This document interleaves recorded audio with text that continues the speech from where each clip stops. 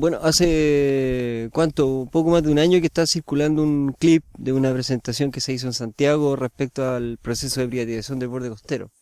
Y si bien el panorama ahí era ya bastante nefasto para el interés público nacional, eh, en este poco tiempo que ha transcurrido desde que se grabó ese clip y que se subió a las redes sociales, eh, las investigaciones que se abrieron, en particular una que hizo un grupo de estudiantes de Derecho de la Universidad de Chile, han demostrado que la situación es más grave de lo que en ese clip se decía.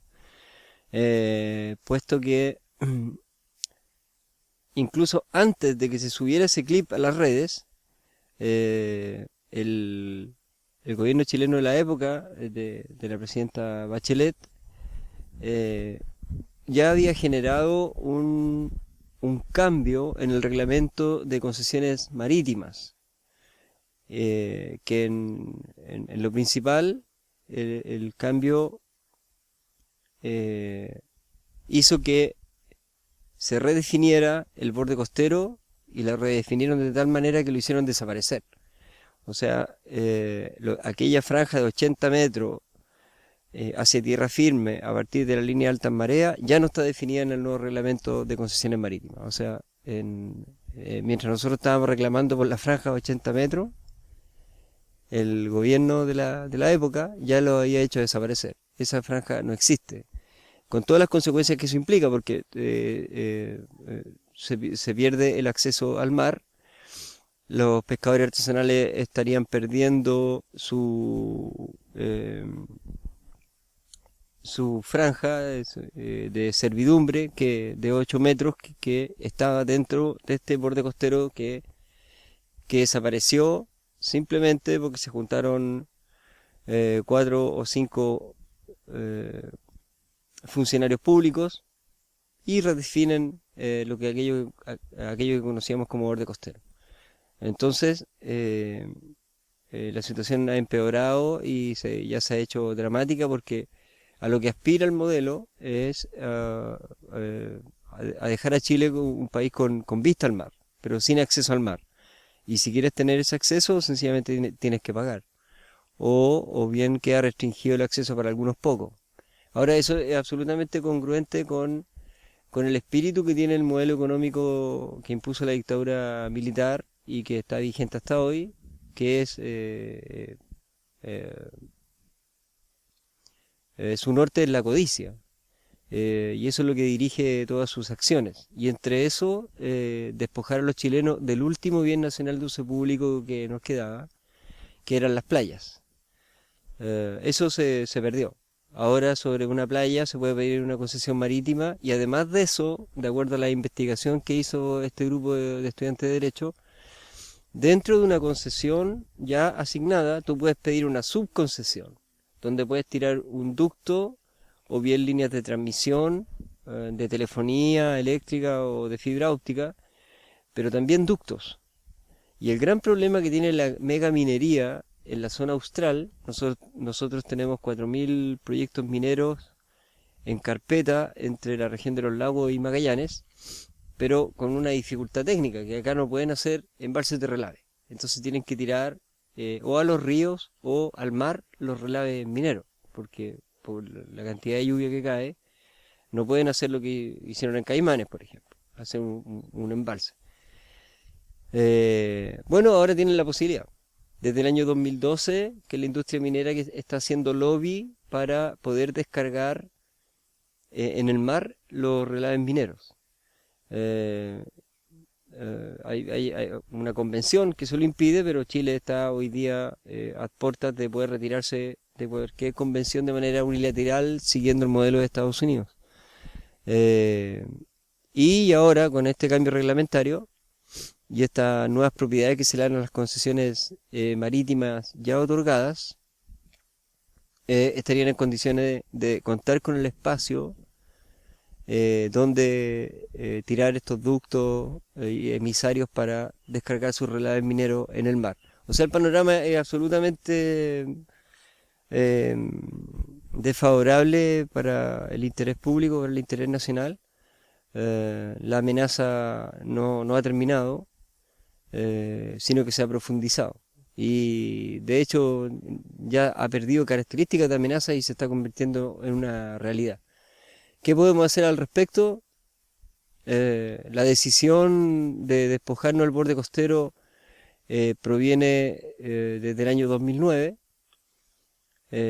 cuando un perno de esta maquinaria de despojo ideó este cambio en el reglamento de concesiones para facilitar el despojo del borde costero a todos los chilenos.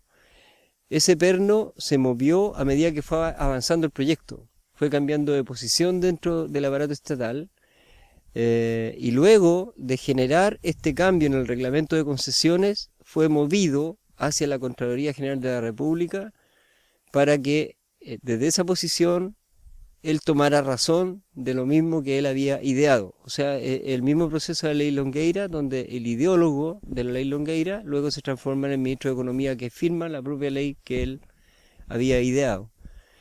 Ese funcionario todavía existe, está en la Contraloría General de la República, y para removerlo de ahí solamente caben instancias políticas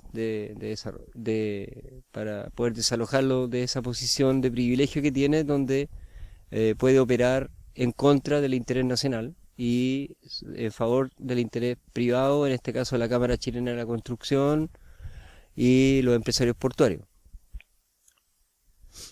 Raya para la suma, el problema sigue siendo el mismo, sea más grave, sea menos grave, eso es un juicio de valor que uno mismo le da a la situación. Pero el problema, objetivamente hablando, sigue siendo el mismo. El problema es político y se refiere a la decisión política de mantener un modelo económico capitalista neoliberal que se basa en el despojo de los bienes comunes y de las propiedades que eran de la sociedad.